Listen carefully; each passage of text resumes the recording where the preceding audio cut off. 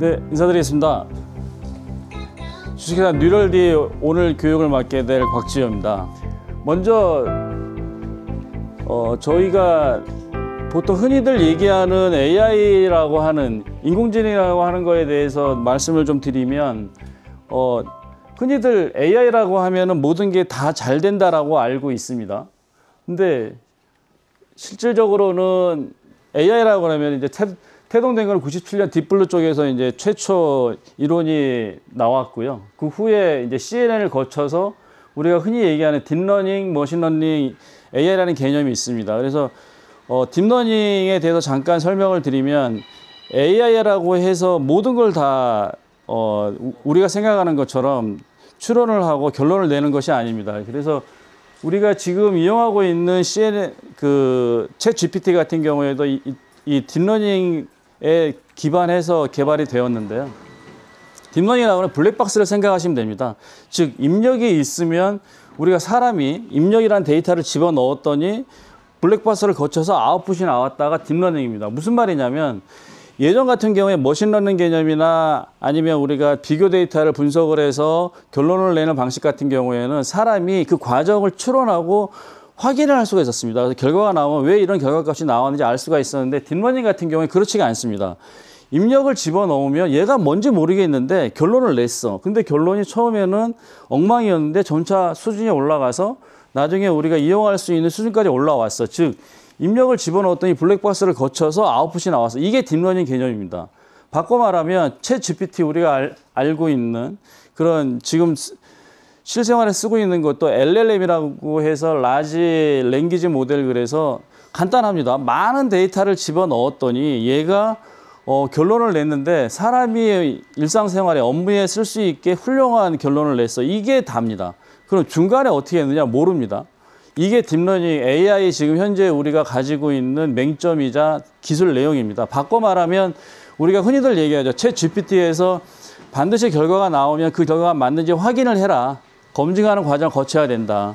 그게 챗 GPT가 우리가 만약에 그 블랙박스를 할 수 있으면 그런 과정이 필요가 없었겠죠. 근데 그렇지 않기 때문에 검사하는 그 검증하는 과정이 필요한 것입니다. 그래서 뭐 개 고양이 얘기는 뭐 잘 알고 있는데요. 제가 말씀드렸던 것처럼 기존 방법은 우리가 특징을 줘가지고서 결론을 내게 하는 그런 방법이었다 그러면 딥러닝은 뭔지 모르겠는데 그냥 야 얘 고양이야라고 입력만 주는 겁니다. 그다음에 결론에 가서 그럼 얘가 얘는 개고 고양이야라고 분류를 하는 겁니다. 왜 고양인지는 모르는 겁니다. 사람은.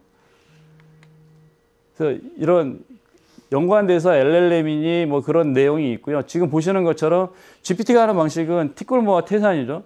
그러면 얘는 왜 모아가 그 결론을 냈는지가 중요한 게 아니라 그냥 모아가 80%야. 그래서 모아야 이겁니다.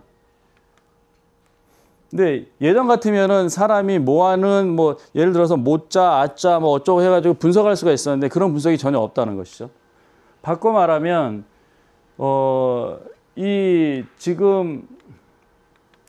그래서 이 과정을 먼저 이제 설명드리는 이유가 그러면 여기서 한 가지 질문이 나올 수 있겠죠. 어떤 질문? 입력을 그러면은 어떤 입력을 넣어야 되느냐. 아무 입력 넣어도 얘는 모델이 좋으면 답을 할까? 그렇지가 않습니다. 우리가 지금 쓰고 있는 챗 GPT 같은 경우 예를 들면 지금 가장 진보되어 있던 4.5인데 항상 얘기하는 게 프롬프트를 잘 해라. 입력을 잘 해야지만 결과가 잘 나온다. 이런 얘기를 많이 하죠. 즉 프롬프트라는 거는 바꿔 말하면 입력인데요. 그건 데이터를 말하는 겁니다. 입력하는 데이터를 내가 어떤 데이터를 넣어주냐에 따라서 명령을 어떻게 주냐에 따라서 결과가 달라진다는 얘기죠. 그 얘기는 지금 한전 그 전력기자센터에서 그 만든 홍보 영상입니다. 이제 이 홍보 영상을 보면은 저희 지금 오늘 교육할 내용 ADS에 대해서 이제 간단하게 설명을 하고 있는데요. 익히 아시는 것처럼 차량이 주행을 하면서 도로 양쪽에 있는 전주와 전선을 인식을 합니다. 그래서 인식을 해서 진단을 하게 되는데요. 한국전력이 개발한 AI 기반 전력 설비 지금 보시는 것처럼 차량 상부에 이미징 솔루션 시스템이 탑재가 되고요. 차량 내부에는 서버 시스템 안에 9개 엔진이 들어가 있는 저희 그 AI 엔진이 들어가 있는 서버 시스템이 탑재가 됩니다. 그래서 엣지 컴퓨팅 기반에서 동작을 하게 되고요. 클라우드, 즉 네트워크로 갔다 오는 개념이 아니고 차량 안에서 스스로 전부 다 모든 걸 통제하고 진단을 하게 됩니다. 그래서 보시는 것처럼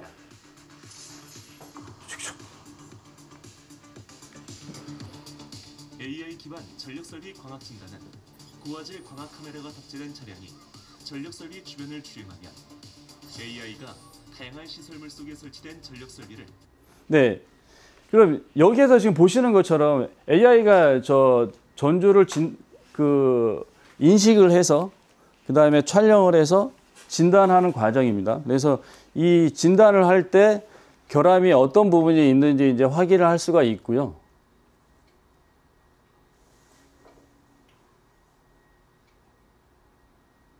네. 통과하겠습니다.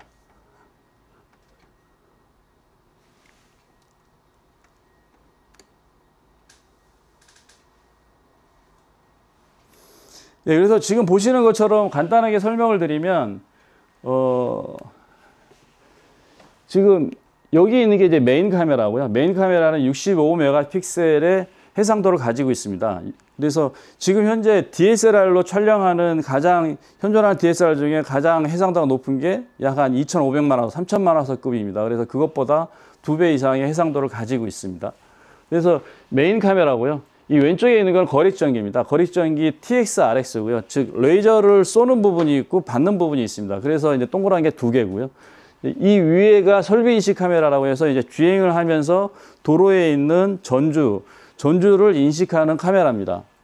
그리고 오른쪽 위에 있는 게 이제 열화상 카메라 그 파트인데요. 열화상 카메라는 지금 저희가 그 개발 진행 중이고 이제 들어간 이유는 고가의 장비고 그다음에 이게 몇 년 이상 쭉 사용할 것이기 때문에 향후에 열화상 기능이 포함되게 되면은 단순히 그 열화상 파트만 추가하게 되면은 지금 현재 광학 진단하고 열화상 진단하고 같이 할 수 있게 세팅이 되어 있습니다. 그래서 이 파트가 들어가 있는 거고요.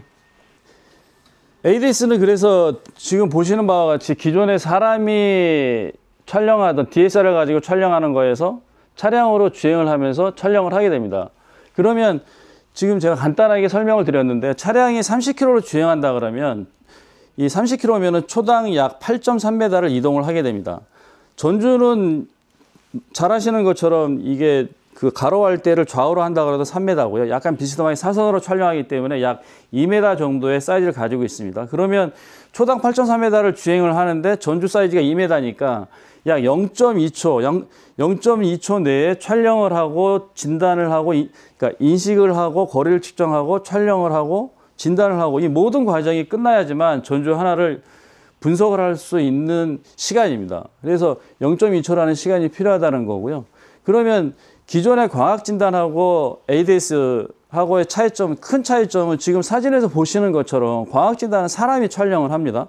렌즈 줌인을 가지고 촬영을 하지만 DSLR에 달려있는 거 가지고 가까이에서 크게 촬영을 하려면 사람이 가까이 가야 됩니다. 그 말은 보는 각도가 정해져 있습니다. 그래서 광학 진단한 사진들을 보시게 되면 대부분이 각도가 아래에서 위를 바라보는 고각으로 아마 형성이 되어 있을 겁니다. 옆으로 보는 각도는 별로 없을 겁니다. 하지만 저희 ADS는 기본적으로 권장하는 거리는 40에서 45m 거리에서 촬영하십시오라고 권장을 합니다. 그 이유는 크게 두 가지가 있습니다. 첫 번째는 지금 말씀드린 것처럼 이 고각으로 해서 아랫부분에서 보게 되면 아랫부분의 내용들만 보이기 때문에 불량 진단을 제대로 할 수가 없습니다. 그래서 옆면을 촬영을 해야지만 불량 진단을 촬영할 수 있기 때문에 그런 큰 이유가 하나 있고요. 예,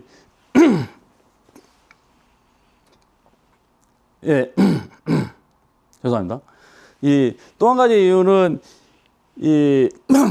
주행을 하면서 촬영을 하면서 그 전선을 쭉 촬영을 하게 됩니다. 그러면은 지금 저희 ADS가 전주뿐만 아니라 전선도 촬영을 하게 되거든요. 그러면 전선은 50m 구간에 걸쳐 있습니다. 그러면은 제가 말씀드린 것처럼 초당 0.2초마다 한 2m, 3m를 주행을 하게 됩니다. 그래서 전선 구간도 그 분량을 파악을 해야 되기 때문에 그럼 그 50m 구간에 대해서 2m, 3m 구간으로 자르게 됩니다. 그래서 그 전선 구간에 불량이 있는지 없는지도 탐지를 해야 됩니다. 뭐 그런 큰 두 가지 이유 때문에 그렇고 이 부분에 대해서 추가로 설명드리도록 하겠습니다. 그래서 저희 ADS에서는 소프트웨어에서 기본적으로 모든 기능을 다 수행할 수 있게 되어 있습니다. 그래서 촬영을 할 때는 한 화면에서 조작할 수 있게 돼 있고요.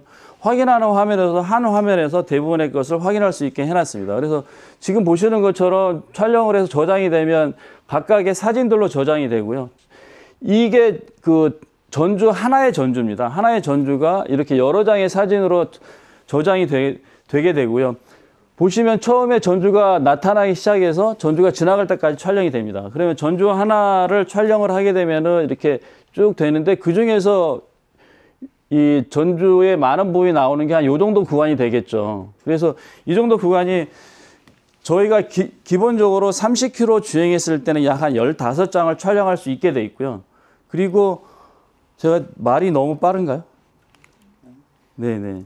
제가 같은 톤으로 계속 하니까 좀 지루하시는 것 같아요. 톤을 좀 다르게 해야 되는데. 네네. 그래서 지금 이 전주 15장 찍힌 사진 중에서 저희 ADS가 15장을 다 분석하지는 않고요. 그 중에 3장에서 5장을 추출을 합니다. 추출을 해서 거기에 어떤 내용이 있다를 분석을 하게 됩니다. 그럼 여기서 한 가지 드는 의문사항이 있습니다. 저희가 지금 촬영한 사진을 보면 전주 상단만을 촬영하고 있습니다. 그죠?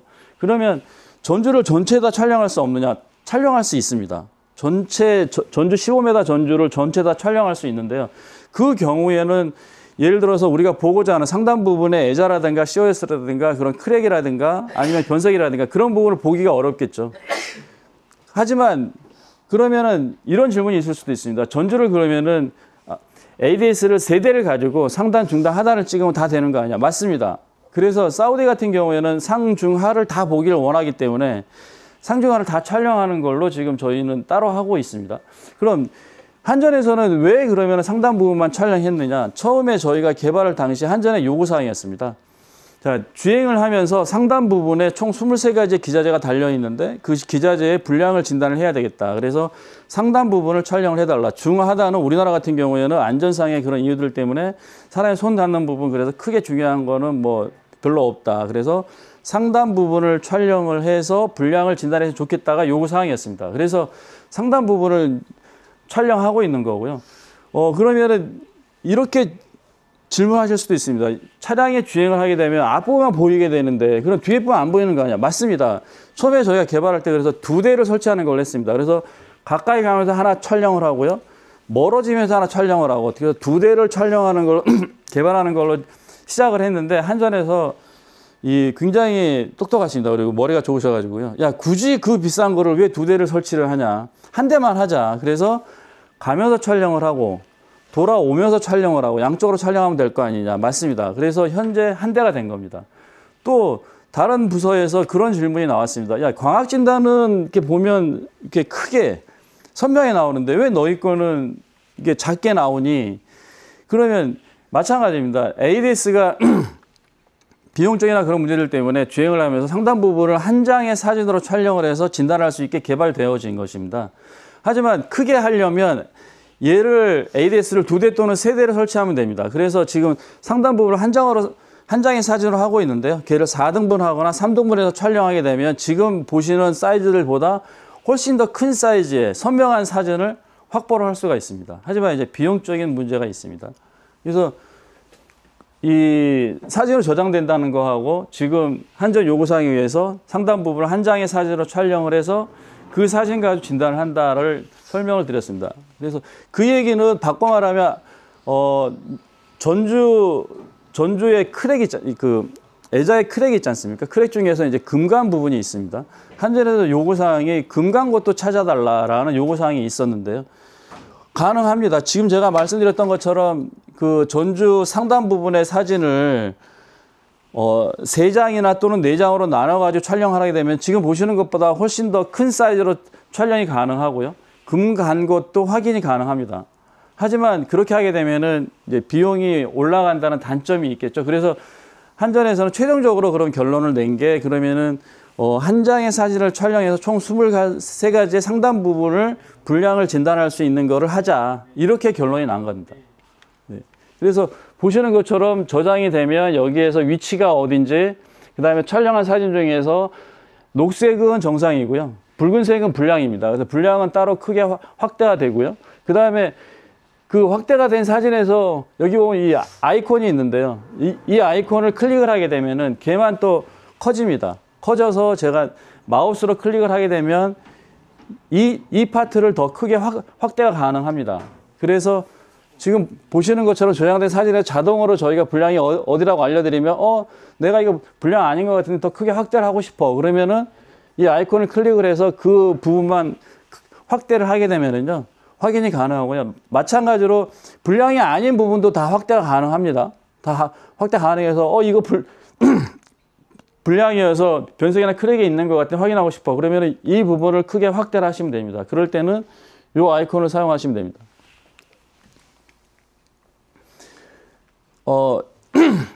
제가 앞부분에 상단부 촬영하는 것과 그리고 옆부분 촬영하는 것에 대해서 좀 장시간에 설명을 드린 이유가 이제 전력연구원에서 한 내용을 가지고 설명을 드리려고 합니다. 말씀드린 것처럼 촬영을 하고서 저장이 되면 얘가 주행을 하면서 진단을 하게 됩니다. 자동으로 파손이 어느 부분에 있고 변색이 됐고 크랙이 있고 이런 것들을 진단을 하게 됩니다.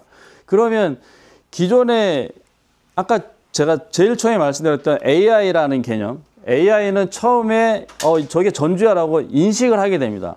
인식하는 파트에서 시작을 하고요. 그 다음에 각 부분을 다시 재인식을 해야 됩니다. 이건 애자고 COS고 변색이고 하는 각 부분을 다시 인식을 합니다. 인식한 다음에 그 인식된 부분에 불량이 있는지 없는지 진단을 하게 됩니다. 마지막으로.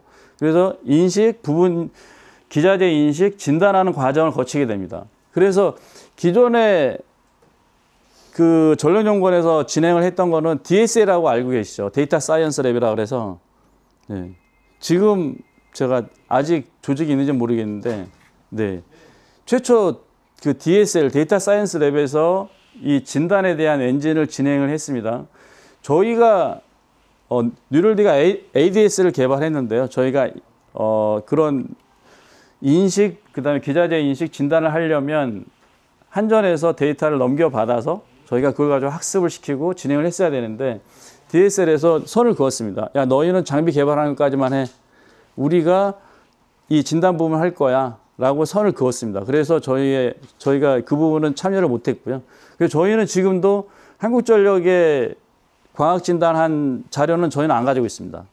네. 그래서 DSL에서 진단 부분을 먼저 했고요. 그 다음에 DSL을 한 결과가 신통치 않아서, 죄송합니다. 하여튼, 결과가 같은, 그래서 전력연구원에서 다시 진행했습니다. 전력연구원에서 2차로 진행한 거고요. 처음에 DSL에서 총 18가지를 가지고 진행을 했었고요. 그 중에 전력연구원에서 다시 4가지에 대해서 업그레이드를 한 겁니다. 그 4가지에 대해서 업그레이드를 한 게 COS, LP회자, 현수회자, 피대기 이 4가지에 대해서 진행을 했었고요. DSL에서, 전력연구원에서 진행한 이 4가지 중에서 지금 보시면 빨간색으로 98%, 90% 넘어가는 것들이 있습니다. 이 90% 넘어가는 것들은 사용할 수 있는 겁니다. 아까 제가 AI 딥러닝 설명드리면서 말씀드린 게 처음에 시작을 하게 되면 AI가 데이터 집어넣는 것에 따라서 블랙박스 거쳐서 결과 나온다고 말씀드렸죠. 그럼 맨 처음에 결과를 하게 되면 아기부터 시작합니다. 아기가 이제 기어다니기 시작해서요.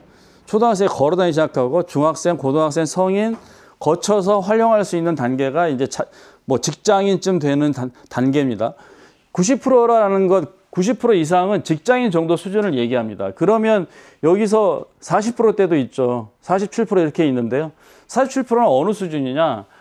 애기 초등학생 수준입니다. 즉 활용할 수가 없는 정도의 수준입니다. 50%, 둘 중에 하나는 되고 안 되고 그런 개념이 아닙니다. 하나도 안 될 수도 있는 겁니다. 그게 40%대의 확률을 말하는 겁니다. 지금 여기 전력연구원에서 진단 관련해서 테이블 한 거로 그러면은 비춰 보면 98% 있는 이 4가지에 대해서만 진단이 가능하다는 거죠. 그럼 아까 제가 말씀드렸죠. 맨 처음에 인식하는 과정을 거치고 그 다음에 기자재 인식하고 그 다음에 진단한다 그랬죠. 전력연구원에서 지금 한 거는 자기류에 대해서만 학습을 한 겁니다. 폴리머는 학습을 안 했습니다. 무슨 얘기냐면 기자재 인식을 하는데 자기류만 인식을 한 겁니다. 폴리머는 안 했습니다. 그런 폴리머는 전혀 안 됩니다. 그러면 지금 한전에서 사용하고 있는 게 80%가 폴리머고 20%가 자기료로 알고 있는데요. 80% 폴리머에 대해서는 진단이 안 됩니다. 20% 자기료에 대해서만 진단이 되는데 자기료에 대해서도 요 네 가지에 대해서만 진단이, 그러니까 COS니까 요 두 가지에 대해서만 진단이 가능한 셈이죠. 예. 자, 여기에 그러면은 이제 질문이 왜 그럼 얘네들은 자꾸 뭐 얘는 높냐? 딱 하나입니다. 분량의 형태, 어떤 건 크고요, 어떤 건 작을 거고요. 그 다음에 지금 보시는 것처럼 이미지들이 이렇게 있습니다. 이미지 DSLR로 찍은 광학 진단 이미지 분량 데이터가 많으면 90%로 올라갑니다. 데이터가 작으면 데이터가 없기 때문에 40% 떨어지는 겁니다. 딱 하나입니다. 그러면 바꿔 말하면 지금 제가 말씀드린 것처럼 그럼 못 쓰겠네 라고 생각이 들 수가 있습니다. 아닙니다. 왜? 기본적인 메커니즘은 이미 DSL 거치고 전원용 거치면서 확립이 되어 있는 겁니다. 그러면 추가적으로 아까 제가 말씀드린 데이터만 잘 넣어주면, 그죠? 프롬프트만 잘 넣어주면 결과가 잘 나오는 거죠. 그럼 이건 시간이 얼마나 걸리냐? 이 시간은 별로 안 걸립니다. 데이터 구하는데 시간이 걸립니다. 그러면 지금 데이터 구하는 거는 저희가 쭉 촬영하면서 전북본부에서, 부산본부에서, 전국에서 최초 2군데가 먼저 이제 활용을 하기 시작합니다. 그럼 촬영을 시작하면 데이터가 쌓이는 겁니다.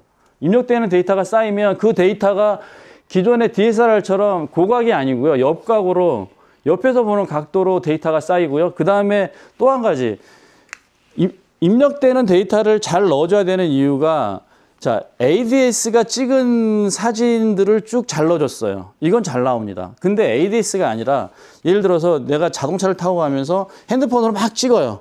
옆각으로 해서 그걸 넣어줘요. 안 나옵니다. 왜? 말씀드렸죠. 얘는 AI는 지가 알아서 판단을 하는 거예요. 그러면 최대한 프롬프트를 잘 넣어주는 게 ADS가 찍은 사진을 잘 넣어주면 결과가 잘 나온다는 거죠. 내가 차를 타고 가면서 핸드폰으로 줌을 쫙 해가지고서 그걸 막 촬영하고 그걸 같이 넣어줘요? 잘 안 나옵니다.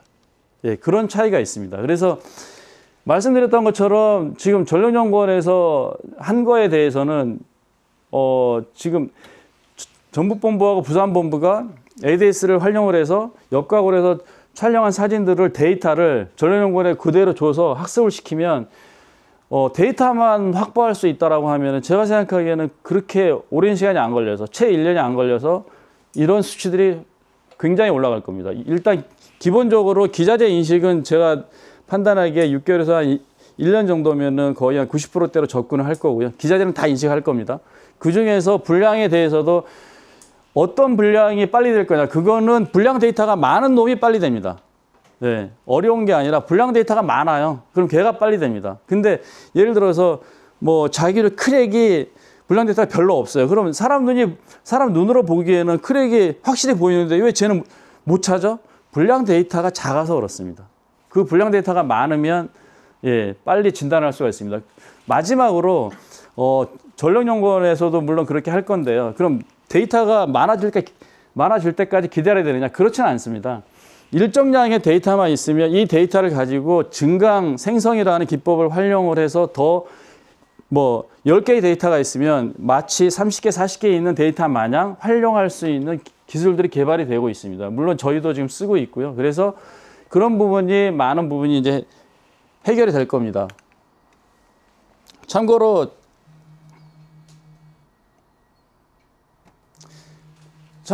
지금 이게 이 자료가 실제 전력연구원에서 이제 진행했던 자료들이고요.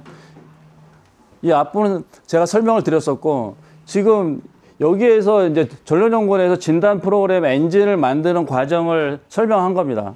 제가 말씀드렸던 것처럼 이미지를 넣어주게 되면은 설비를 먼저 탐지를 하게 되고요. 기자재에 대해서 인식을 하는 과정을 말합니다. 그래서 기자재에서 인식이 되면 다시 부분들을 작게 세그멘테이션을 해서, 그러니까 재분류하는 거죠. COS 하나에 대해서 여기 파트 이런 식으로 재분류를 한 다음에 그 다음에 결함을 탐지를 하게 됩니다. 이런 과정을 거쳐서 엔진이 만들어집니다.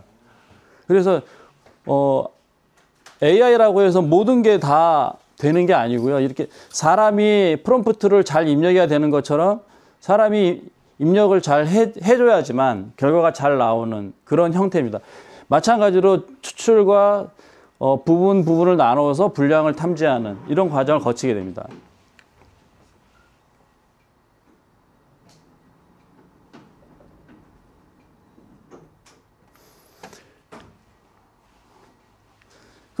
제가 저희 ADS 장비가 그 기자재를 촬영을 해야 되는 중요한 이유, 그죠?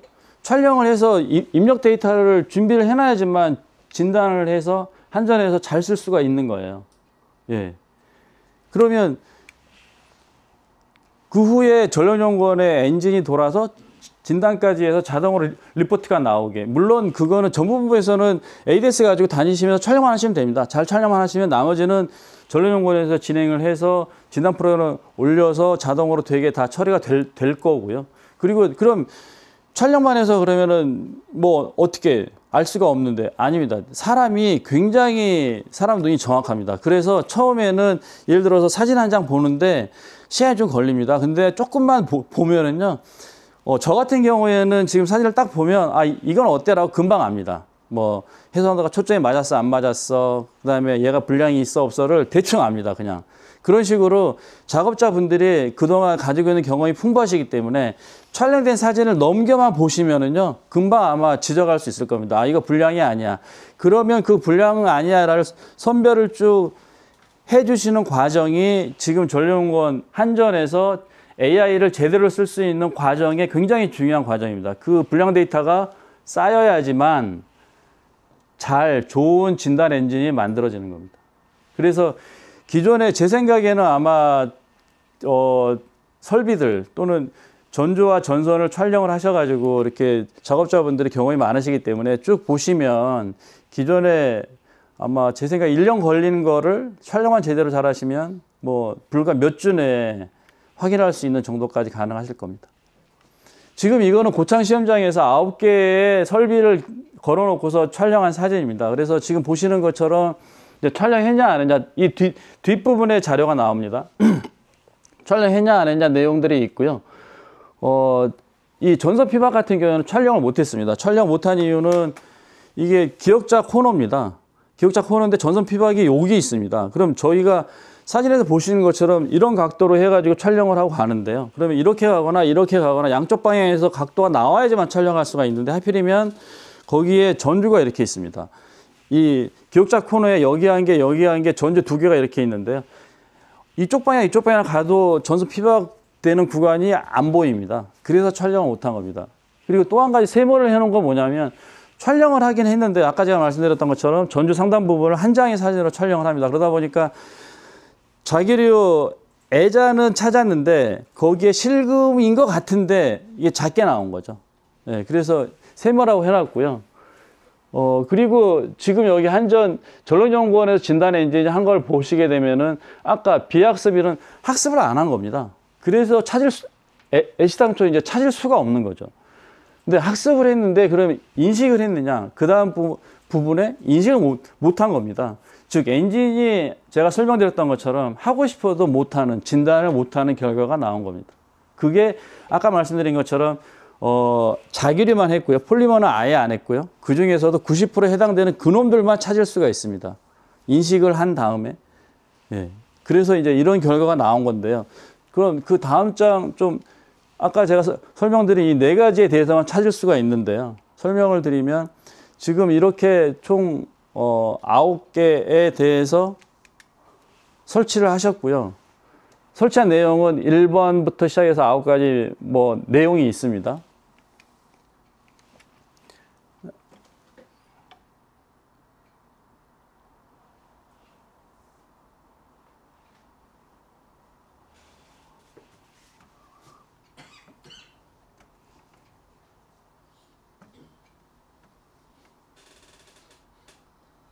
네, 이 ADS가 촬영한 이미지고요. 이렇게 해서 이미지가 나온 겁니다. 네.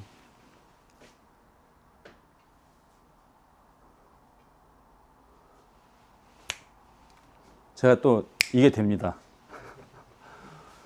보시면은 저희는 지금 이게 모니터라서 그런데요. 아까 제가 말씀드린 것처럼 사람 눈이 굉장히 정확합니다. 그래서 실제 이미지를 보면 아마 구분이 되실 때 여기 이렇게 금 같은 게 있습니다. 그래서 저희는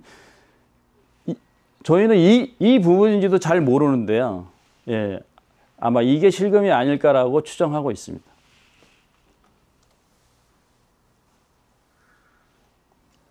지금 보시면 이건 이제 역광에서 촬영을 한 건데요. 그래서 핀이 있고 없고 차이가 좀 있죠.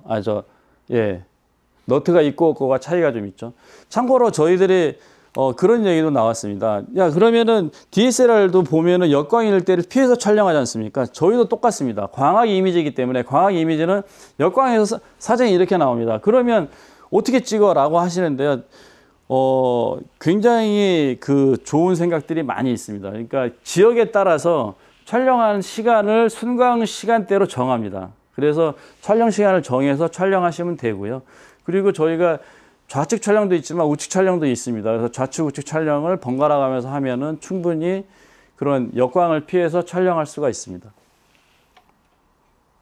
여기 고창에서 설치하신 거기 때문에 이미지들을 좀 더 보여드리면은요. 예. 지금 이거 같은 경우에는 여기 이렇게 저장이 됐는데 이쪽에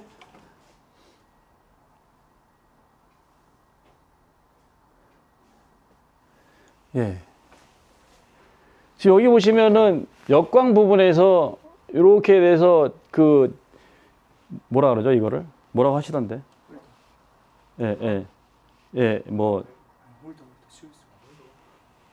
여기 이렇게 크랙이 같거든요.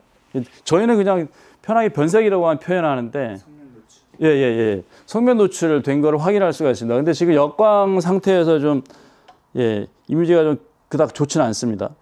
그 다음에 여기 같은 경우에는 이쪽 방에서 보면은 당연히 성면 노출이 보이겠죠. 근데 애석하게 성면 노출이 반대편에 있습니다. 아까 제가 금간 거 보여드린 게 얘 반대편에 있습니다. 그리고 하필이면 얘가 보통 성면 노출이 이렇게 사선으로 이렇게 생기거든요. 근데 걔는 하필이면 이렇게 일자로 이렇게 생겼더라고요. 그래가지고 정확하게 안 보입니다. 좀 애석하죠. 근데 참고로 전력연구원 엔진이 얘를 불량으로 진단했습니다. 왜? 여기 보면은 이 태그 있지 않습니까? 이거를 불량이라고 진단을 했습니다. 근데 그건 이제 오진단이기 때문에 저희들이 자료에 안 넣었고요. 지금 이거는 전선 테이프 감아놓은 것 중에서 두 개가 있었는데 아까 촬영 못한 부분 말고 또 한 부분입니다. 그래서 테이프 감겨 있는 거를 확인할 수가 있고요. 참고로 전선은 까진 거라든가 이런 것들을 발견하기가 훨씬 더 쉽습니다. 왜 그러냐면 전선이 캡콤은 한국전력은 뭐라 그러죠? 피복을 가지고 있기 때문에 알선이 아니기 때문에 얘가 햇빛에 반사가 돼서 얘가 하다못해 전선이 오래되면 이렇게 부풀어 오르지 않습니까?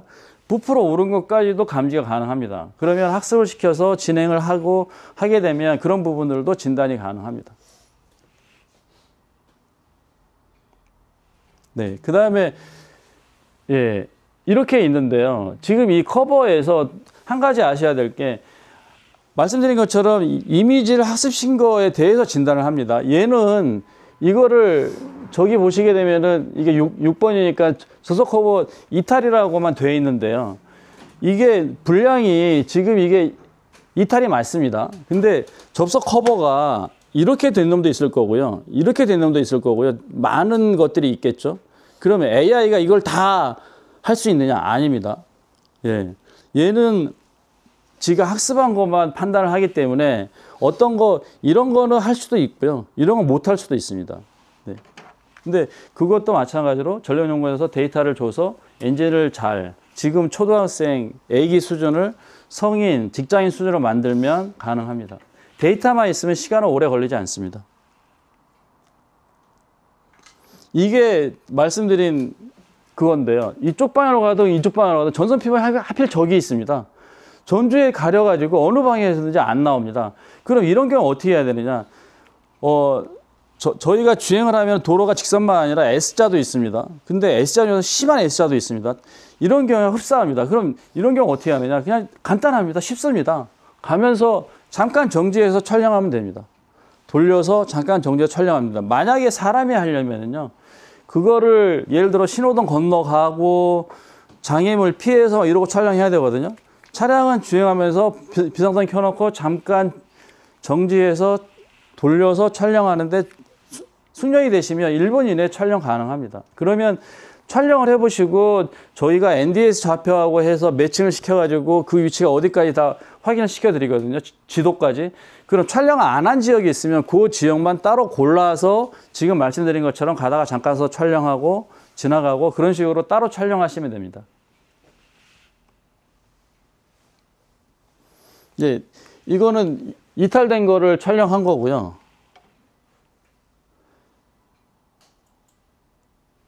예, 1차 리드선 탈락 해서 요게 지금 이 화면에서는 이렇게 되어 있는데요. 이것도 약간 역광해서 그러고요. 반대편 화면에서는 훨씬 더 잘 보입니다.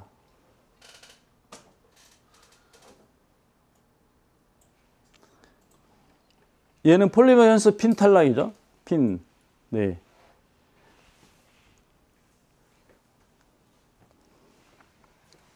이렇게 해서 그 고창 사진 그 9개 불량 진단에 대해서 설명을 좀 드렸고요. 결론적으로 전력연구원 진단 프로그램에 진단을 못한 거는 걔가 멍청해서가 아니고요. 데이터가 약간 부족한 거, 그 다음에 지금 폴리머는 못하는 거, 그 다음에 해당 사항, 예를 들어서 전선에 감아놨다거나 이런 건 대상이 아닙니다. 그래서 못한 겁니다.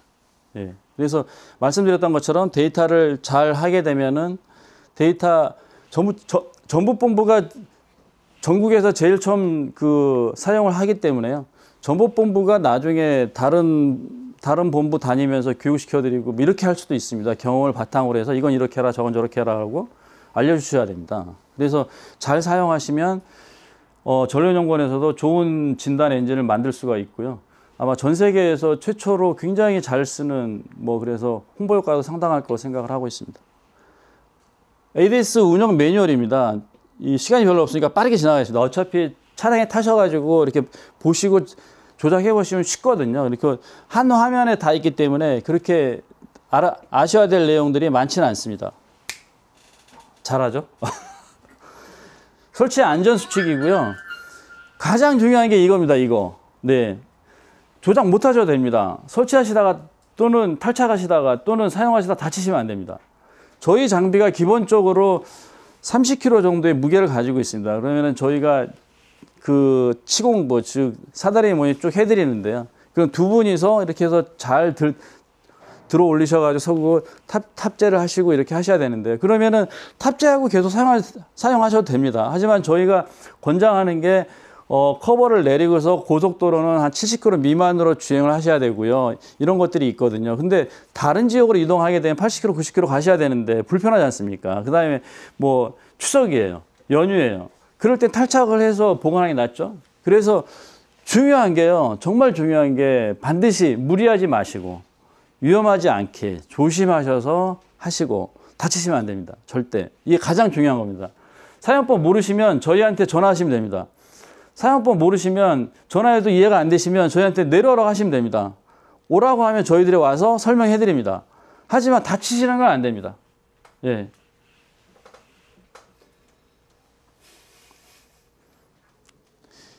지금 보시는 것처럼 이렇게 장비가 기본적으로 있고요. 잘 들어서 설치를 하는데요. 초등학생도 그냥 할 수 있는 정도의 수준입니다.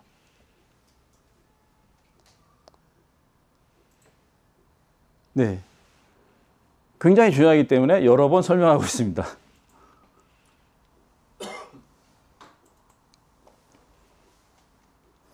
이런 식으로 볼트 체결하는 정도로 하는 거고요. 올리신 다음에 체결하실 때 간혹 가다가 손 끼임 사고가 날 수도 있어서 저희가 그런 부분도 설명을 해드리거든요. 이런 경우에 손 끼일 수가 있으니까 조심하시고 이렇게 하셔야 됩니다라고 해서 그런 저희 공구나 이런 것들이 있으니까 꼭 하실 때 유념하셔가지고 그렇게 하셔야 됩니다. 그냥 빨리 하신다고 마음 급하셔가지고 하시면 손 끼입니다. 그러면 말씀드렸죠. 30kg이기 때문에 위험하니까 절대 그렇게 하시면 안 됩니다. 다 하셔도 시간 많이 안 걸립니다.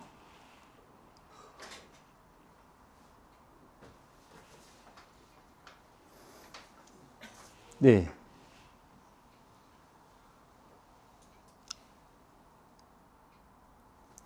이렇게 해서 케이블까지 해서 장착을 하시면 되고요. 케이블 장착하는 것도 그냥 꼽으시면 됩니다. 그리고 오늘 한번 이따가 보시고 나중에 지사분들 모시고 저희들이 교육을 다시 한번 해드릴 거거든요. 그때 또 하시면 되니까 편하게 보시면 됩니다, 오늘은. 그래서 말도 굉장히 빠르게 하고 있습니다. 예. 이렇게 해서 케이블 잘 끼우시고요. 전북본부는 저희들이 맨 처음이기 때문에 저희 직원들도 전부 다 내려와서 또 인사도 드리고 그렇게 하는 것도 있지만, 다른 곳하고 달리 원래 저희가 납품하기로 한 장비가 있습니다.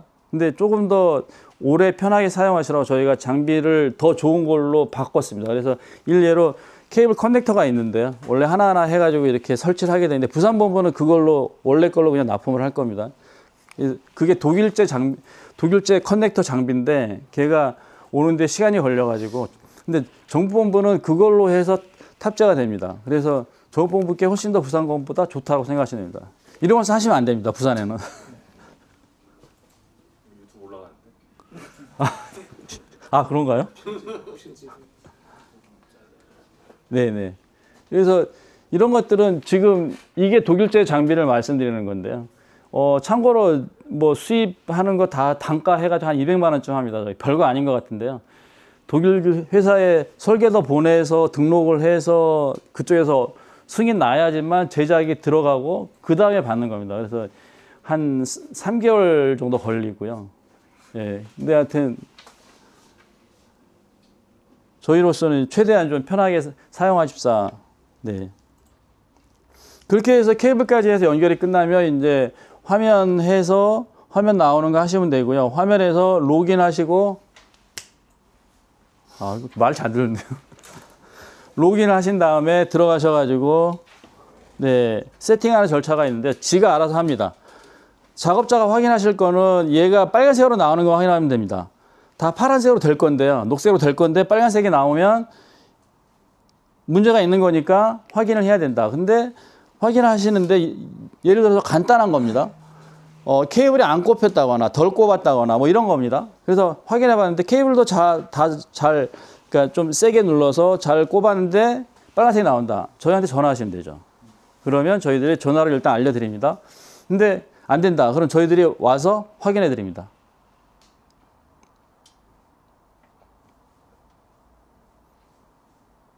그래서 화면 들어가시면 이렇게 세팅하는 화면이 있는데요. 이것도 마찬가지로 기본 세팅은 다 돼 있습니다. 처음에 해서 이렇게 하셔가지고 조작할 거는 몇 개 안 되고요. 설명해 드릴 겁니다. 이거는 참고로 저희가 해상도 차트 화면입니다. 그래서 저거는 우리가 저걸 해상도 차트라고 부르는데요. 이 간격 보면은 간격에 따라서 해상도가 정확히 맞지 않으면 저 간격이 안 보입니다. 물결 무늬가 생기고 흐릿해지거든요. 그래서 그거 하는 거 설명을 해 놓은 거고요. 네, 그래서 이거는 이제 촬영한 거에 대해서 검색하는 버튼입니다. 날짜 맞추고 해서 그 부분을 클릭을 하게 되면 그 부분에 해당되는 이미지가 올라오게 됩니다. 그래서 위치는 어디인 거 다 확인할 수가 있고요. GPS 좌표도 확인할 수가 있습니다. 그래서 이렇게 해서 각 부분의 내용들을 확인할 수가 있습니다. 네, 그래서 마지막으로 리포트까지 나올 수가 있고요. 지금 리포트에 대해서는 전력기자재센터에서 지금 바이브를 하나 만들고 있습니다. 전력기자재센터에서는 리포트를 한정을 했으면 좋겠다. 한 장 안에 다 내용이 들어가서 좋겠다라고 해서 지금 안을 만들고 있고요. 전력기자재센터에서 주면은 그 내용을 반영을 해서 리포트 형태는 이제 확정이 될 겁니다. 네. 여기까지 빠르게 말씀을 드렸고요. 그래서 잠깐 한 5분 정도 쉬었다가 밖에 나가셔가지고 장비 보시고 그 다음에 그 설치하는 거, 그 다음에 동작하는 거 확인하시고 탈착하는 것까지 보셔야 됩니다. 제가 누누이 강조드린 게 오늘의 딱 한 가지 뭐죠? 안전입니다. 안전. 네. 탈착, 설치하고 탈착 하실 때 반드시 손 조심하시고 허리 조심하시고, 예, 허리 이렇게 들지 마시고, 뭐 너무 잘 아시겠지만 이렇게 드시고, 그죠? 허리 핀 상태에서 드시고 이런 것들, 그 다음에 사다리 잘 이용하시고, 예, 안전 굉장히 중요합니다.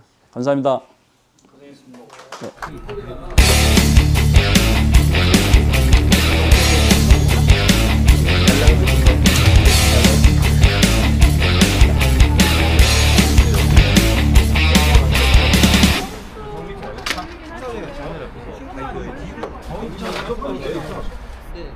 선 끝에 거기 얘 곰의 끝이 선 끝과 맞을 때, 그죠?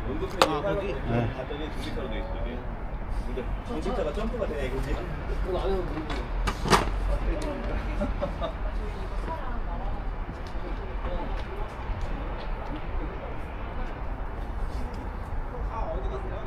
저 가운데.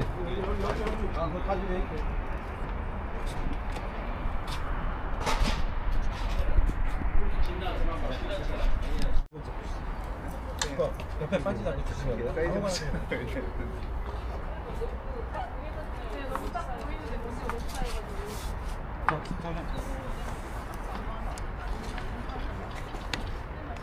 설치하면 가야지. 우리 이게 3.2니까 저거 이게 맞춰야 돼. 아니 이 정도. 여기랑 간격 맞춰야 돼. 이 차가 3.2거든요. 이 차가. 저 높이까지 올라갈 수 있어요. 카메라 알겠지.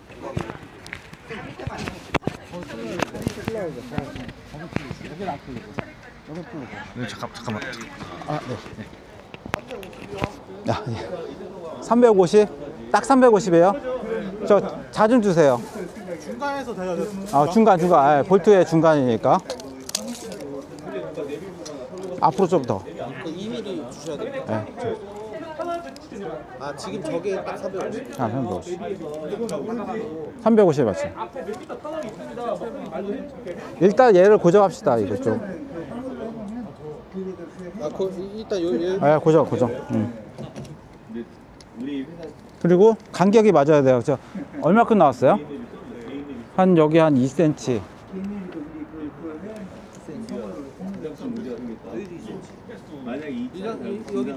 2cm? 잠깐만요. 정확하게 2cm요? 네, 그러니까 여기서 접이다면은 아, 네. 올라가잖아. 이렇게 됐어요. 네. 여기. 이건 장들 다 아, 네. 감사합니다. 이거 타고 다니다 진단생 장비 생각 안 하고 이 차도 웬만하면 다 들어가요. 이 장비가 없으면. 이 장비가 있는 상태에서 2.5m이당 진입금지. 그거 저기 교육활동 할때 2차 2.5m 진입금지. 이따가 장착하면 주자 있으니까 주자 한번 네. 3.5. 3.5에 아까 그만큼이요. 최대 올렸을 때. 애매하게 하지 말고 계속 몇 번 재봐야 될 거예요. 미세한 거예요. 예, 이게 볼트 간격이 맞아야 예, 장비가 정확하게 실립니다. 인수인계 할 때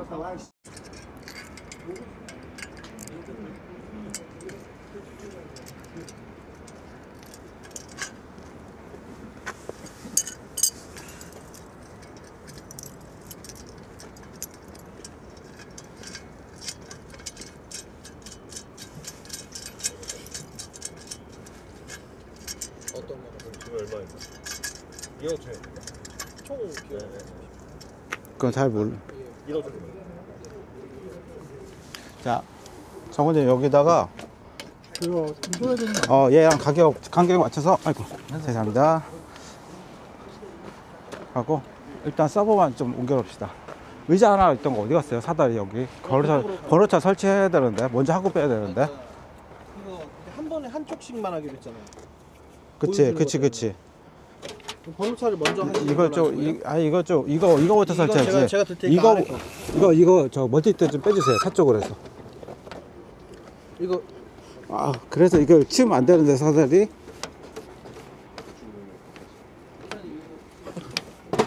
왜 미리 사다리를 여기에 갖다 놓으면 안 돼요. 저쪽부터 해야지.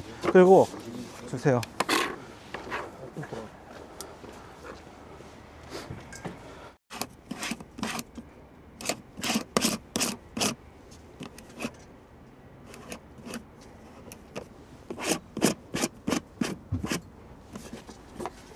됐어요?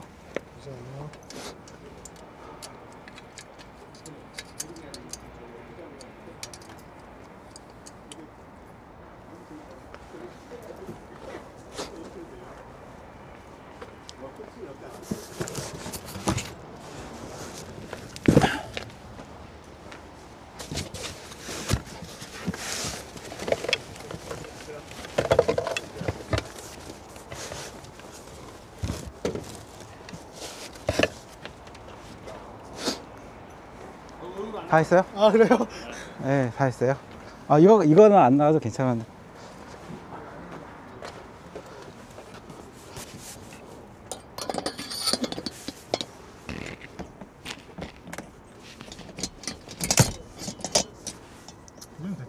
정원장님, 우리 그 사다리가 아니라 공구 가져온 거 중에 여기 이거 붙이는 그거 있었는데, 스트로프. 네. 서버부터 놓고. 네, 서버부터 놓고. 서버를 놔야 자리가 나오잖아요. 그죠? 위원님. 자. 정원이하고 수사님 이쪽으로 오세요. 네. 아, 이 티버트 드릴게요. 아까 차 여기 박스에. 이렇게 좀 아까 박스 어디 갔지? 이게 뭐고 네. 아, 먼저 설명. 이게 뭐고 네. 이게 뭐고 이렇게 일단 여기서 긁기만 해주면 돼. 그다음 혈자도 이렇게 아까 박스. 저게 지금 일본 거야?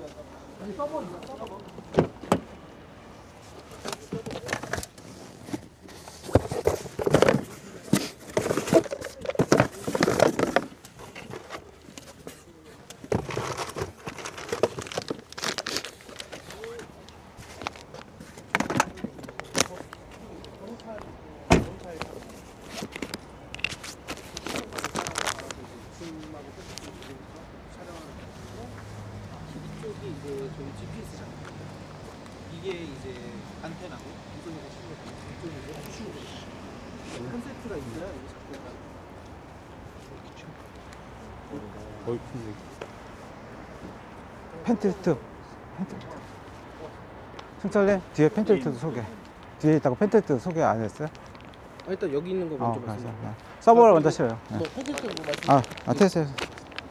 자, 서버를 먼저 실어요. 네. 정원이와 같이. 서버는 보통은 이제 뭐 어느 자리에 놔도 상관없는데 보통은 앞자리에 놓기를 권유드리고 있습니다.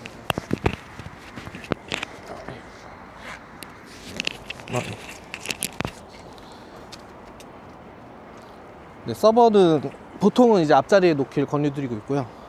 이쪽 커넥터 쪽이 이제 창문과 가까운 쪽으로 오게 놓으시면 됩니다.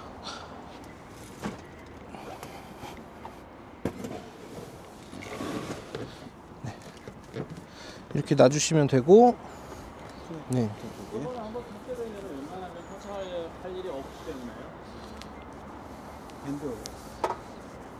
그다음에 터치를 하실 경우에는 위에 장비, 펜트와 하우징만 터치해서 하시면 됩니다. 그리고 서버에는 보통 이제 파워가 2개 들어갑니다. 일단 여기 하실 때 무조건 일단 꺾인 애를 사용해야 됩니다. 네, 밴드부터 하시죠.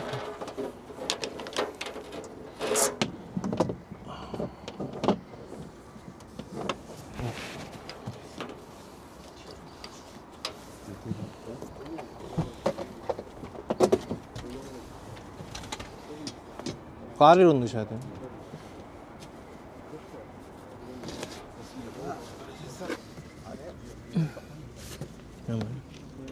네. 좀만 더. 아, 됐어. 아직 안 걸었습니다. 그쪽 앞쪽에서 걸어요? 네.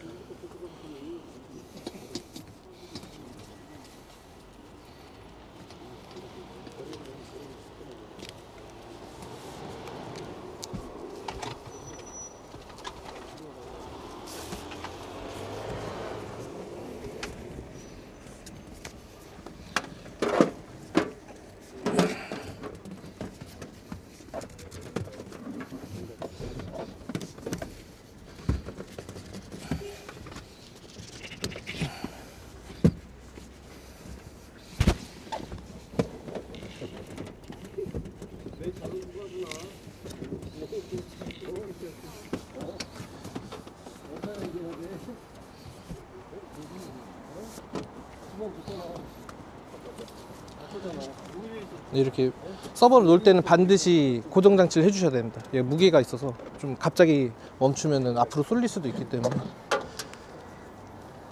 하시고, 네. 아까 말씀드린 대로 기역자로 꺾인 애를 반드시 사용하셔야 되고요.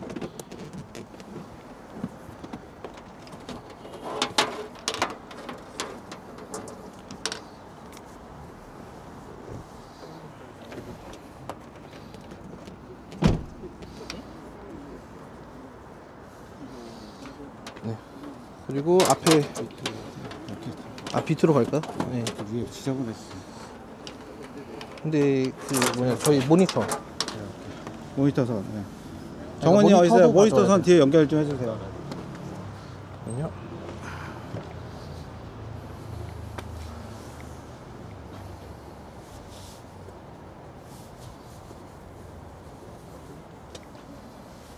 비켜볼래요? 걸리네.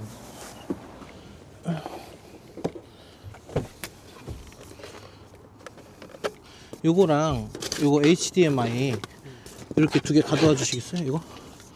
아, 잠깐만. 저기 콘솔 박스에 걸렸거든요.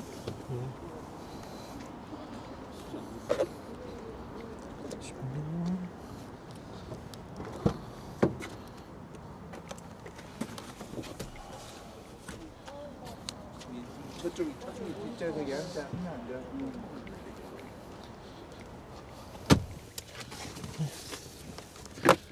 아, 또 걸렸다. 정우님, 이거 어디 됐다.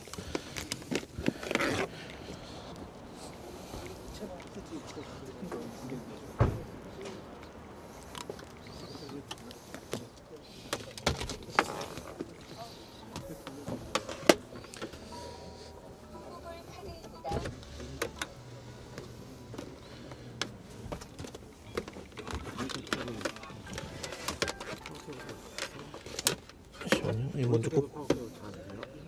네, 드릴게요.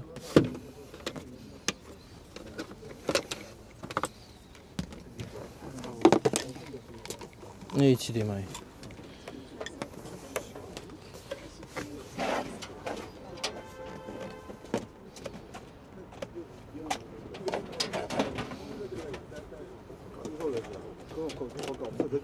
아, 주세요.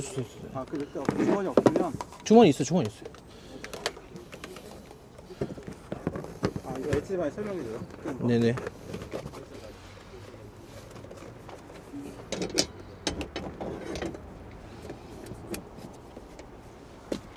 이건 처음이라서 모니터 포토샵이라고 원래는 이제 달려있으니까 두 가지 생각.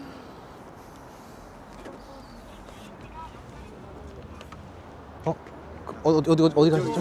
아, 안녕하세요.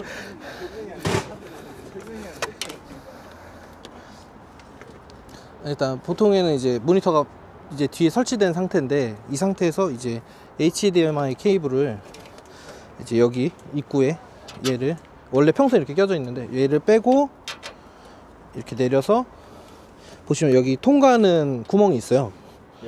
여기로 잘 넣어서, 여기 HDMI라고 써져 있거든요, 그래픽카드에. 여기다 꽂아 주시면 됩니다. 네, 여기다 꽂아 주시면 되고, 네. 그리고 이 GPS라고 써 있는 애가 있어요. 이걸 열었을 때 얘를 이렇게 살짝 밖으로 빼줘야 됩니다. 그리고 일단 서버 쪽은 이렇게가 된 거고. 준비 작업 끝났고요. 위에 이제 설치하기 위한 이제 그 캐리어 이런 거 이제 제거를 하고 이제 볼트를 낍니다. 일단 정원님 그쪽 반대쪽에서 잡아주세요. 저 일단 티볼트 나벨볼트 소개해드릴게요. 번호차부터 하시는 거죠? 일단 끄고 이게 티볼트가 나벨볼트 설명. 네. 일단 이 캐리어 위에 고정을 할 건데, 장비를 이렇게가 한 세트입니다. 그래서 얘를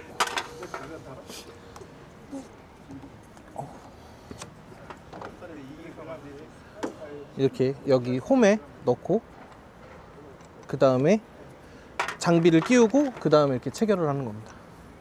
네, 그런 식으로 이제 한 세트고. 두개 넣어주세요. 네네. 지금. 일단 번호찰 카메라 같은 경우에는 이제 레일을 2개 쓰거든요. 이렇게 2개를 쓰는데 얘를 이렇게 돌려서 푸시고 그 다음에 고무를 제거를 해주시고 그 다음에 번호찰 카메라는 총 4개의 T볼트가 들어갑니다. 그래서 한쪽에 2개씩 준비를 해주시고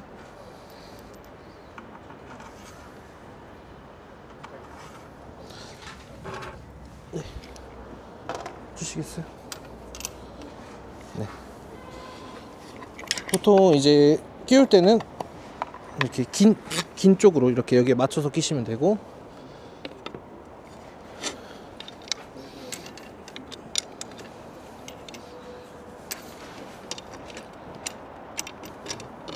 네, 이런 식으로 끼우시면 됩니다. 그리고 보시면은 고무 레일이 여기까지 있는데 여기까지 안 가셔도 되고 한 요 정도 선에서 이제 얘를 체결을 해주시면 됩니다.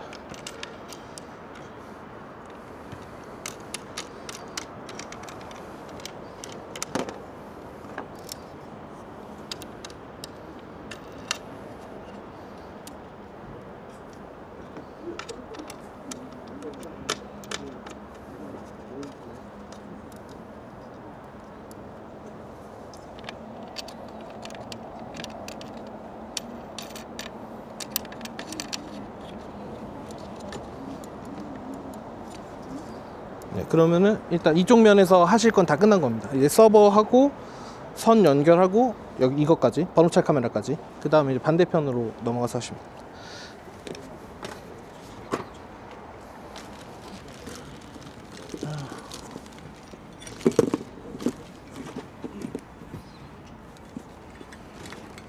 저쪽에 다 준비해놨어요? 저쪽에 올려놨어요? 네, GPS만 가져가면 되죠. 이 보시는 거는 번호차 인식하는 카메라예요.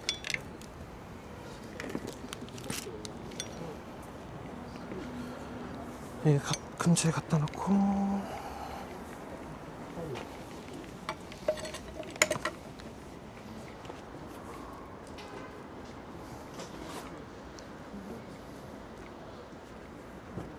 다 이쪽으로 오세요.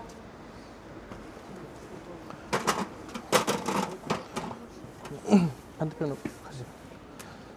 일단 이제 제일 중요한 메인 촬영 장치를 설치할 건데 그 전에 가장 먼저 이제 펜틸트를 설치해야 됩니다.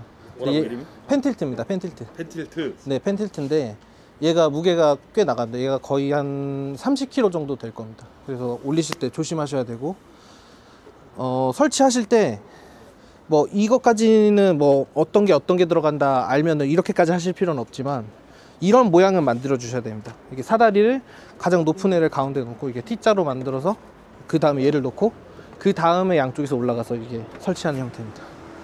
예, 보시면은 여기는 일단 펜틸트 양쪽에 4개씩 들어가고요. 앞뒤로.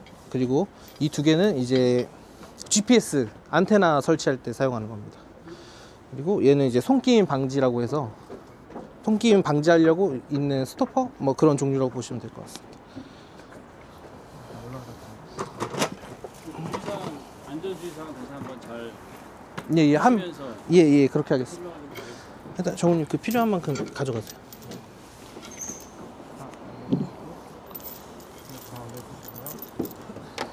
볼트너트 개수 예, 말씀드렸습니다.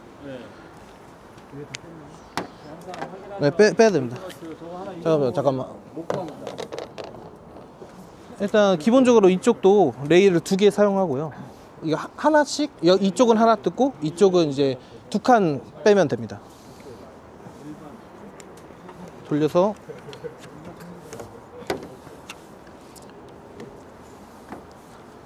저거지. 이게 이렇게 하시고 혹시 T볼트 같은 그쪽에 있나요?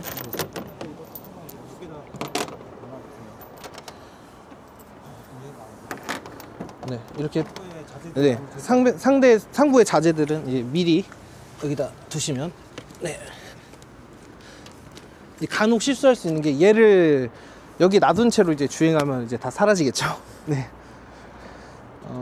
그리고 일단 준비해야 될 게 먼저 이제 이쪽은 이제 GPS를 꽂을 T볼트를 먼저 2개를 꽂고 그 다음에 여기가 총 4개씩 들어간다고 말씀드렸는데 일단 먼저 2개를 꼽습니다. 정우님은 4개 꽂으세요.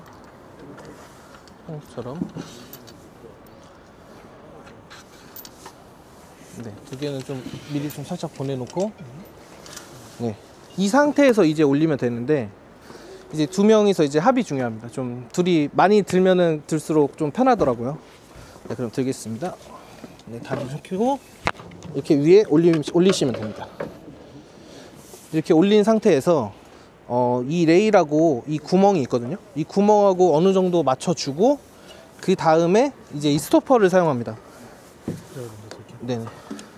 이렇게 살짝 들어줬을 때 스토퍼를 끝까지 넣고 그 다음에 남아있던 이제 T볼트를 마저 삽입을 하고 이제 미리 넣어뒀던 것도 대략적인 일단 1차로 대략적인 위치를 맞추고 상대방이 살짝 들어주고 이거를 한 반 정도 뺍니다. 그래서 이게 실제 구멍 위치랑 이제 이런 식으로 맞추는 거죠. 네, 그대로 이 상태에서 살짝 들어준 상태에서 이제 그대로 빼면 이런 식으로 쉽게 들어가죠. 네, 반대편도 마찬가지로 상대방이 살짝 들어주고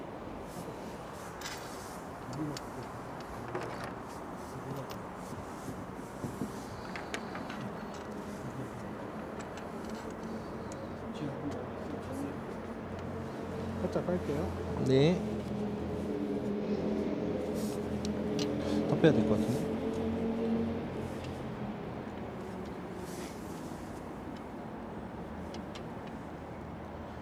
자, 빼겠습니다. 네. 놓을게요. 네. 네. 이런 식으로 해서 1차적으로 하면 이제 펜틸트는 이제 일단은 올린 거고요. 그 다음에 이거를 이제 채우기 전에 그 하우징을 이제 올려줘야 됩니다. 일단 하우징을 가져다 주시네요. 이게 30kg라는 얘기예요? 이게 얘가 30kg고 얘가 한 20kg 정도 됩니다. 이거를 보셨을 때 펜틸트가 이쪽 이게 튀어나온 쪽 있지 않습니까? 이쪽이 뒤통수 쪽입니다. 뒷부분이고 하우징은 이쪽이 앞면이기 때문에 자연스럽게 이렇게 들어가야 되겠죠. 네, 이렇게 있었을 때 처음에 이제 이렇게 있으면 네, 저희가 권장은 3명입니다. 이렇게 한 명이 아래에서 이제 받쳐주거나 무게를 좀 살짝 덜어주는 역할이고, 네, 일단 처음에 아래를 들고 이제 스펀지를 떼고 천천히 들면서 일단 여기 1차적으로 네, 걸렸어요. 네, 1차적으로 이렇게 만들어주고 여기 살짝 걸친 다음에 이 볼트가 이게 한 번씩 풀릴 수가 있거든요. 이렇게 이런 식으로 시계 반대 방향으로 조여주시면 됩니다. 이런 식으로 한번 확인해 주시고 그 다음에 여기 구멍 중 이제 구멍이 한쪽에 이제 이렇게 둘둘 있거든요. 바깥쪽에 해주시면 됩니다. 바깥쪽 구멍에 이쪽도 바깥쪽 구멍, 이쪽도 바깥쪽 구멍 이렇게 끼워 주시고 선은 안 꼬이게 잘 펴서 놔주시면 되고, 네, 그 다음에 살짝 들어서 이쪽 고무가 끝나는 부분까지, 오른쪽 고무가 끝나는 부분까지만 밀어주시면 됩니다. 이제 보시면 여기 고무가 끝나는 부분 있죠? 네, 거기까지 밀어주시면 됩니다. 하나, 둘, 잠깐. 네, 됐습니다. 이렇게 밀어주시고 그 다음에 이제 T볼트를 마저 채워주시면 됩니다.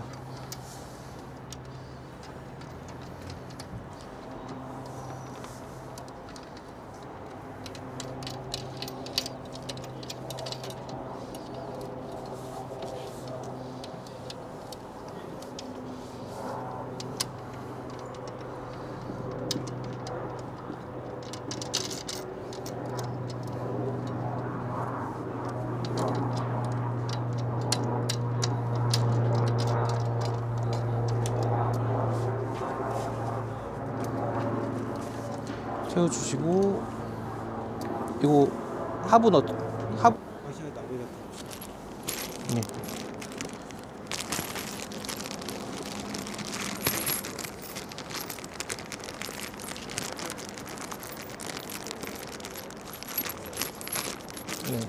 여기 보시면은 이제 총 4군데 볼트가 있는데, 네 4군데 볼트가 있는데, 여기 이제 4군데마다 이제 와셔랑 이제 너트를 껴주시면 됩니다.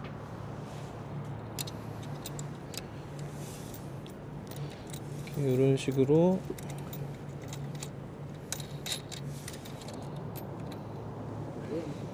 지금 건 GPS예요.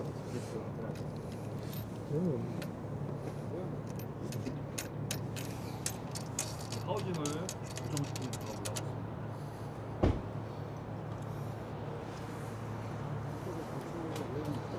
네, 이렇게 고정을 끝내고 다음으로 해야 될 게 이제 GPS인데, 잠깐 내려가 보시죠.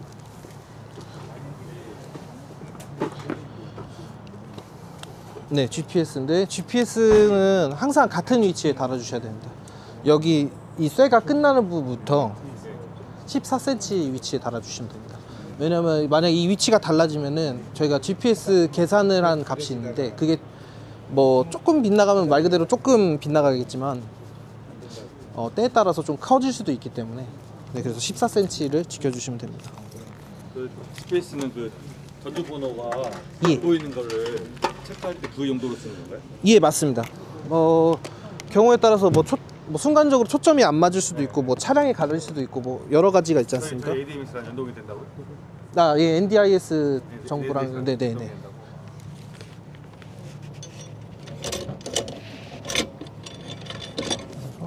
그 위치가 딱 맞춰도 돼요. 그래야 그 연동이 되는 거예요. 아니면 펴주니까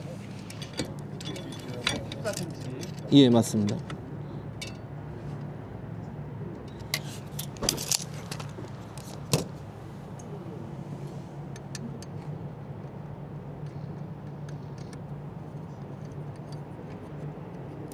거기 표시가 돼 있나요? 스위치 옆에? 저희 차량 같은 경우에 표시가 돼 있는데, 네. 이건 이제 안 했잖아요, 지금. 쟀습니다. 아, 됐어요? 예. 그럼 이제- 뭐 저기도 표시는 해놔야겠네, 우리도. 하시면 좋겠죠. 예, 저희도 뭐 그냥 뭐 일반 종이 테이프 같은 걸로 네. 표시를 해놨습니다. 참고로 저 14cm가 중요한 이유는 저 위치에 정확히 있어야지만 저 위치 값을 기준으로 해서 전주까지 거리, 예를 들어서 아까 40m, 45m 말씀드렸다시피 그 전주까지 거리하고 고가까지 감안을 해서 저 전주의 위치가 어디라고 GPS 값들을 정확하게 측정을 할 거예요. 저희 조금 틀어지면 저쪽에서는 많이 틀어지겠죠. 이게 가장 중요한 게, 이 케이블이 막 그렇게 엄청 약한 케이블은 아닌데, 기본적으로 케이블들 다 그렇듯이 좀 얘가 동축으로 돼 있는 케이블이어서, 네네, 그래서 꼬이는 거에 좀 많이 약합니다. 그래서 그 부분을 좀 신경 써주셔야 됩니다. 그래서 GPS 케이블은 선을 잘 정리해서, 네, 반대편 사람이 손이 닿게 이렇게 넘겨놔 주시면 됩니다. 넘겨놔 주시면 되고, 잠시만요. 요거 먼저 할게요. 그리고 이쪽에 보시면은 아까 저희가 이제 펜틸트랑 이제 하우징을 완성하지 않았습니까? 완성한 다음에 이제 이 선이 있는데, 이 선을 풀어서 이거부터 할게요. 얘를 꼬이지 않게 최대한 잘 풀어서 반대편으로 넘겨주면 되는데, 이게 보시면은 이거는 이제 커넥터라서 이제 뭐 장비에 대해 잘 모르셔도 그냥 요것만 꽂으면 되는데, 이게 이제 영상을 담당하는 케이블인데, 이 부위가 이제 손상되거나 오염되지 않게 주의해 주셔야 됩니다. 이렇게 해서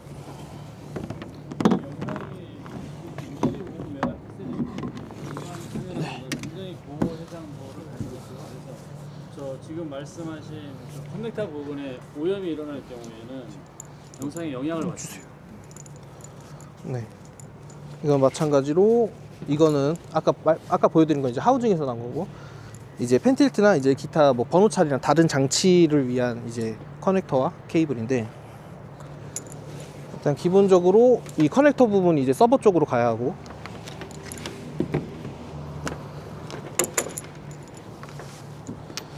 그리고 이쪽에서 보시면 이렇게 핀 형태로 된 애가 있는데, 이거를 이제 여기 하우징 이쪽에 보시면은 구멍이 있거든요. 여기에 이 홈에 맞춰서 끼워주시면 됩니다. 끼우고 돌려주시면 됩니다. 이건 제어 케이블이죠. 네, 예.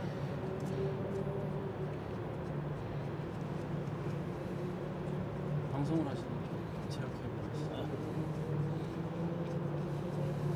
이제 개폐기 제어 케이블 똑같습니다. 아, 예. 핀 형태 경고하죠. 이렇게 해서 잘 안 돌아갈 때까지 돌려주시고, 마찬가지로 선이 가능한 최대한 꼬이지 않게 넘겨주시는데, 여기서 이제 이 두 부분이 이제 번호찰 카메라에 들어가는 선 부분입니다.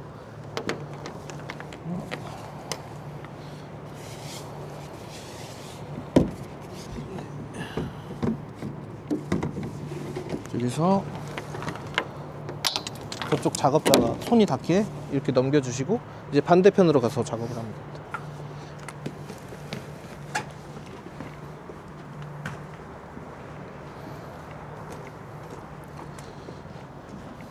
네, 이제 반대편에서 네.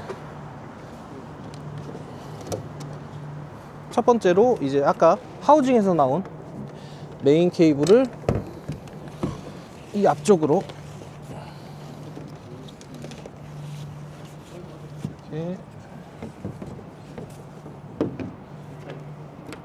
가능한 최대한 당겨주시고,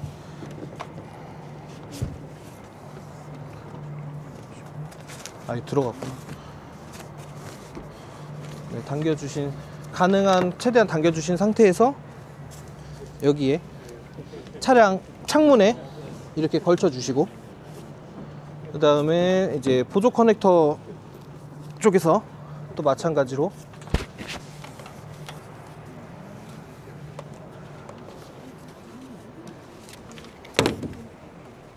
오, 들어가 버리네.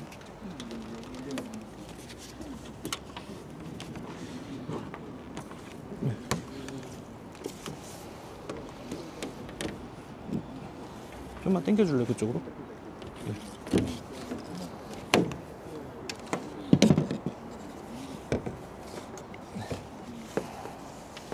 마찬가지로 이것도 이렇게 넘겨주시고, 이렇게 빠졌어요. 네. 이렇게 걸쳐져 있는 상태에서 이제 번호찰 카메라 있지 않습니까?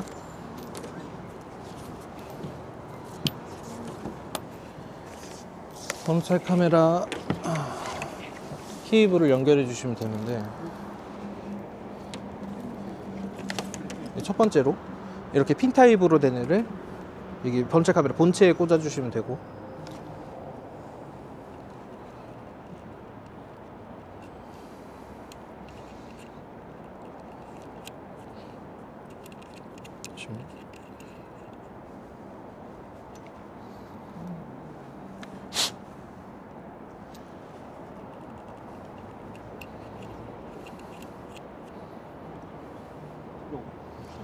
이러고 그 다음에 이제 중간에 있는 커넥터를 이제 원래 달려있는 이제 펜틸트 부분에서 빼서 모양에 맞춰서 체결해 주시면 됩니다.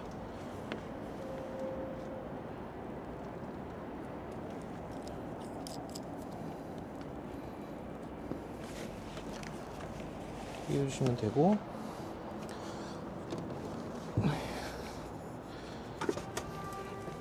내려와서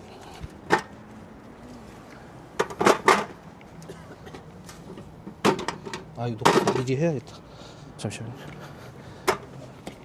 이렇게 하시고 마지막에 GPS까지 다 창문으로 통과시켜 주면 됩니다.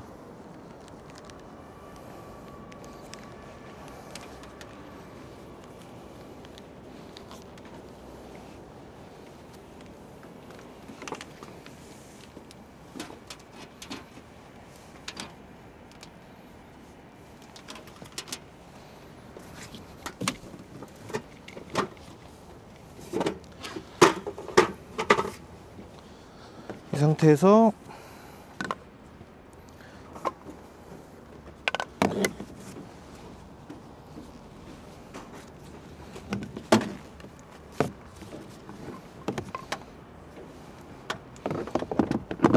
네.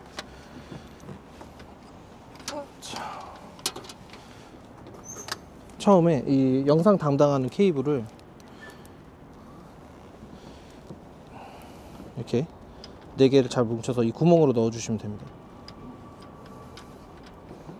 네, 살살 넣어 주시고 이렇게 빼주시면 됩니다.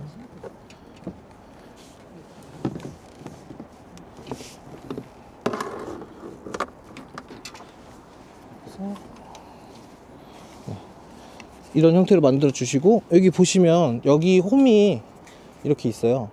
이 홈에 맞춰서 살짝 끼워 주시고,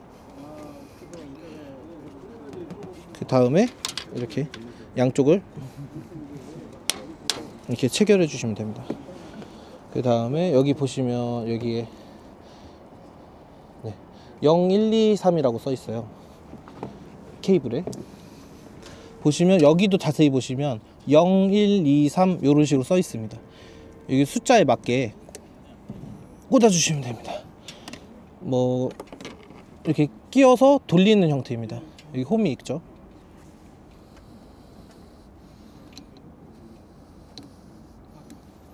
네.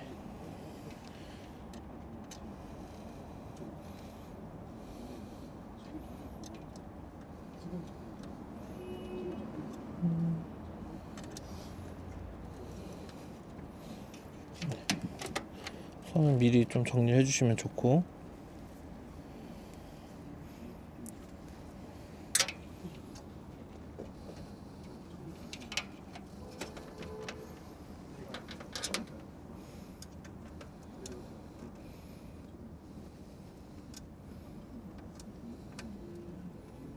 네, 이런 식으로 꽂아 주시고,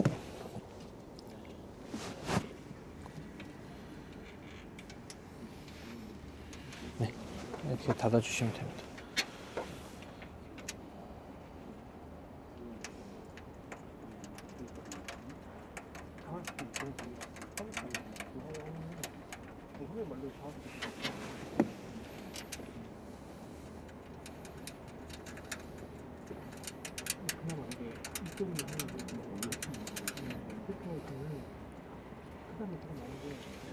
해주시면 되고, 그 다음에 이제 예.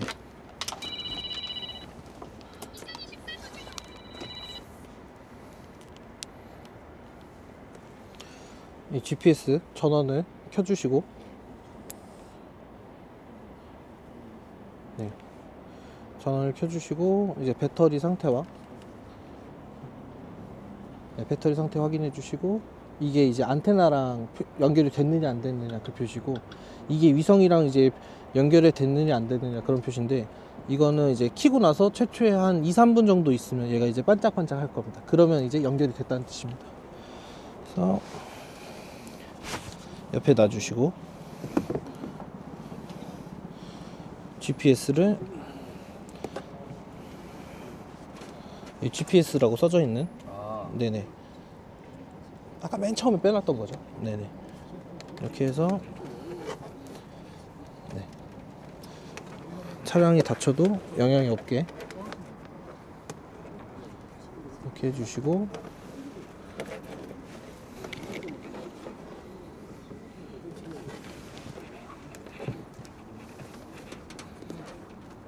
이런 식으로 선을 정리해 주시고,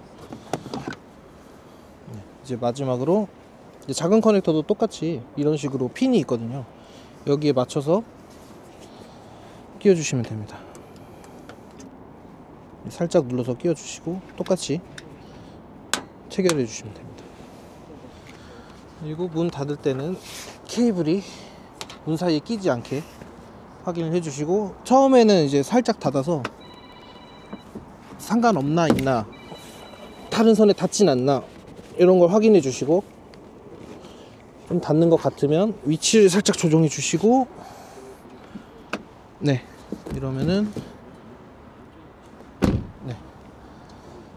이러면 일단 설치가 완료가 됩니다. 마지막에 이제 선 정리는 네.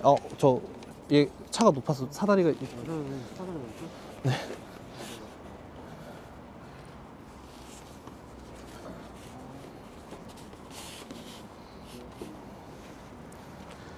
네.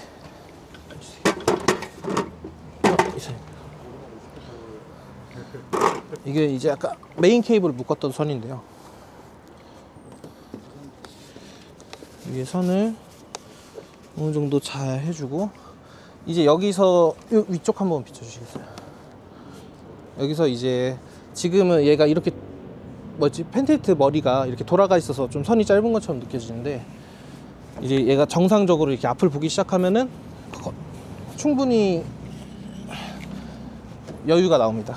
그래서 이쪽 메인 케이블은 가능하면은 좀 여유를 주는 게 좋거든요. 그래서 여기를 딱 이제 지나갈 정도만 이렇게 해주시고, 반대로 이 선은 좀 여유가 많습니다.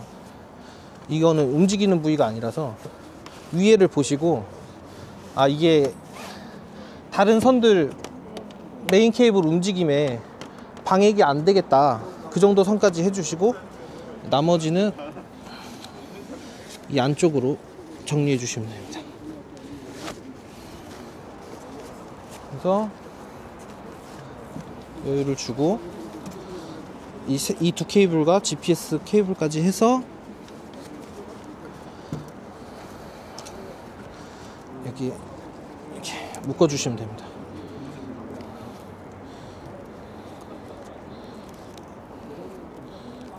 그래서 네, 안 보이게 이런 식으로 정리해 주시면 됩니다.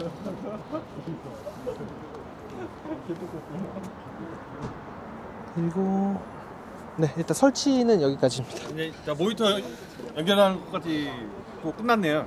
컴퓨터만 연결하면 되나 봐. 컴퓨터 이제 파워나 여기 보시면 여기 안에 보시면 예. 꽂혀 있어요. 예. 그래서 이제 인버터 켜고 이제 전원 넣으면 이제 작동하는 거죠. 그리고 이제 보통 인버터 주의사항이 있는데, 인버터가 그게 배터리 용량이 그렇게 크지 않습니다. 그래서 만약에 시동이 안 걸려 있으면 한 1시간 정도까지는 안전한데, 그 이상 가면은 이제 한 번씩 확인을 해야 됩니다. 가능하면은 차량 시동이 걸려 있는 상태에서 장비를 구동하셔야 됩니다.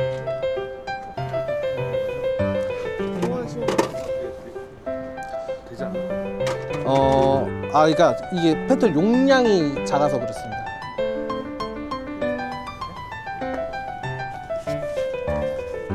이거 좀 이따 설명 다 끝나고 나중에 이거 말씀하시는 거예요? 여기까지 하시죠. 요건 이제 스타일 아, 네네. 예. 성함하고 직위 좀 말씀해주세요. 예. 저는 박승철 선임 연구원입니다. 예, 감사합니다. 감사합니다. 예.